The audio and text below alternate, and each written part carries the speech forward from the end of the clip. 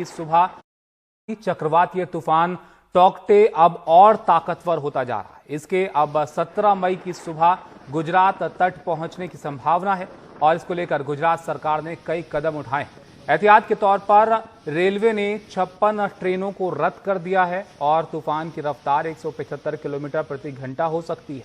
मुंबई में भी इसका असर देखने को मिलेगा।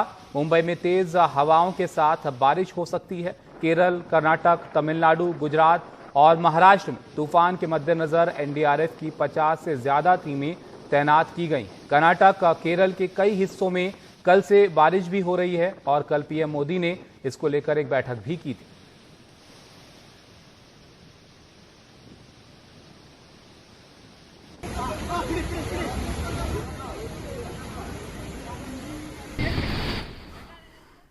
तूफान टौकटे गोवा के तटीय इलाकों में तट से टकराया है, जिस वजह से वहां पर बारिश हो रही है। वहीं समंदर में भी तेज लहरें वहां पर उठ रही हैं।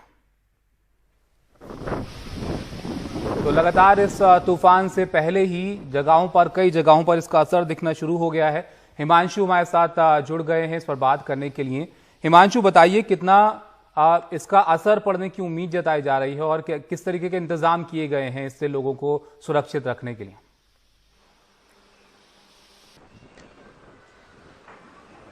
जी, अपना सवाल दोहराएं, आपकी आवाज ठीक से। हिमांशु, ये तूफान जो है इसका असर अब कई जगहों पर दिखने लग गया है। इसको लेकर तमाम तरह की जो तैयारियां हैं वो भी की गई हैं। तो आपसे ये जानना चाहेंगे कितना ये जो तूफान है इसका असर पड़ने की उम्मीद जो है वो की जा रही है और किस तरीके के एहतियात जो है वो बढ़ते जा रहे हैं जिससे कि लोग जो है इससे सुरक्षित रह सकें? निश्चित तौर पर ये इसी पर फोकस है फिलहाल सरकार का, भारत सरकार का, राज्य सरकार का, स्थानीय प्रशासन का, विशेषकर तटीय इलाकों में। और मैं सबसे पहले आपको ये बताना चाहता हूं कि आज जो ताजा पूर्वानुमान जारी किया गया है कि 17 मई की शाम तक टौटे गुजरात के तट पर पहुंचेगा। इसके साथ ही कुछ देर पहले मौसम विभाग ने जो विंड स्पीड होगी जिस पर सबसे ज्यादा नजर है, देखिए जब भी कोई इस तरह का भयानक चक्रवात आता है तो उससे नुकसान कितना होगा और किस हद तक प्रिकॉशन और रिलीफ मेजर्स की जरूरत पड़ेगी, ये सीधे इस बात पर निर्भर करता है कि उस चक्रवात की रफ्तार क्या रहती है।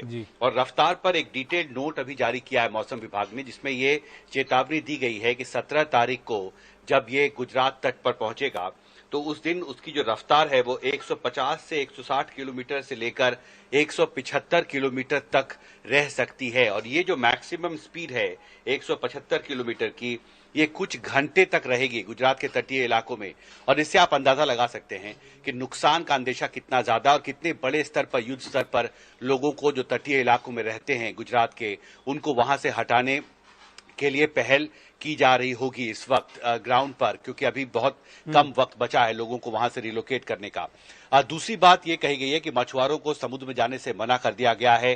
तटीय इलाके में जो लोग हैं वो अपने घरों को छोड़कर जा रहे हैं। ये अंदेशा है कि जब 175 किलोमीटर तक की रफ्तार से चक्रवात के जब तट पर पहुंचेगा और हवाएं चलेंगी तो जो कच्चे घर हैं वो पूरी तरह तबाह हो सकते हैं।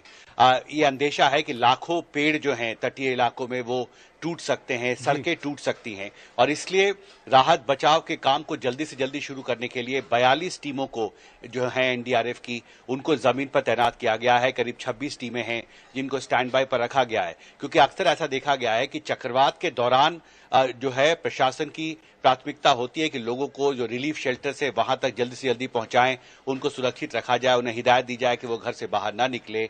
और जब चक्रवात कोस्टल एरिया से बाहर क्रॉस कर जाता है तो उसके बाद पहली प्राथमिकता होती है कि जो हजारों किलोमीटर की जो सड़कें हैं, विशेषकर कच्ची सड़कें हैं, वो पूरी तरह से टूट जाती हैं जब इस रफ्तार से हवाएं चलती हैं।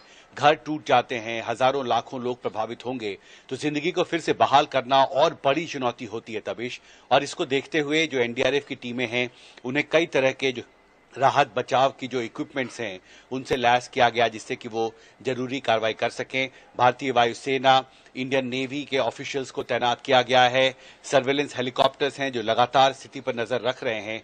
लेकिन सबसे महत्वपूर्ण बात कि जो चक्रवात की रफ्तार है वो 175 किलोमीटर तक रहने का पूर्वानुमान है और इससे नुकसान का अंदेशा काफी ज्यादा है। मौसम विभाग ने बहुत विस्तार से इसकी जानकारी भी दी है कि बिजली के खंभे कई इलाकों में, तटीय इलाकों में पूरी तरह से खराब हो सकते हैं, टूट सकते हैं। कई हजार किलोमीटर की सड़कें हैं वो टूट सकती हैं, लाखों पेड़ गिर सकते हैं तटीय इलाकों में। इसलिए बहुत युद्ध स्तर पर तैयारियां भी इस